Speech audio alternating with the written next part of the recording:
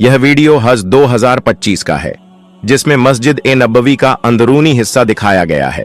यह मस्जिद 622 ईस्वी में हिजरत के बाद पैगंबर मोहम्मद ने अपने हाथों से बनवाई थी। यहीं से इस्लाम की वैश्विक प्रचार की शुरुआत हुई। रोजा मुबारक मस्जिद ए नबवी में पैगंबर मोहम्मद का मजार मुबारक कब्र मौजूद है। आपके साथ दो महान सहाबा हजरत अब्बू बकर सिद्दीक रजी और हजरत उमर फारूक रजी भी वहीं दफन है। रियाजुल जन्नाह जन्नत का टुकड़ा मिंबर, जहां से नबी खुतबा दिया करते थे, और आपकी कब्र के बीच का स्थान रियाजुल जन्नाह कहलाता है। एक हदीस में इसे जन्नत के बागों में से एक बाग बताया गया है।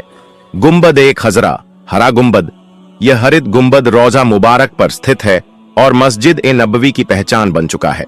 मस्जिद ए नबवी में एक नमाज का सवाब 1000 नमाजों के बराबर है, सिवाय मस्जिद उल हराम के। दुनिया भर के मुसलमान यहां रूहानी सुकून और इबादत के लिए आते हैं। अल्लाह हम सबको इस मस्जिद की जियारत नसीब फरमाए। और इस्लामी जानकारी के लिए इस्लाम विथ AI को फॉलो करें।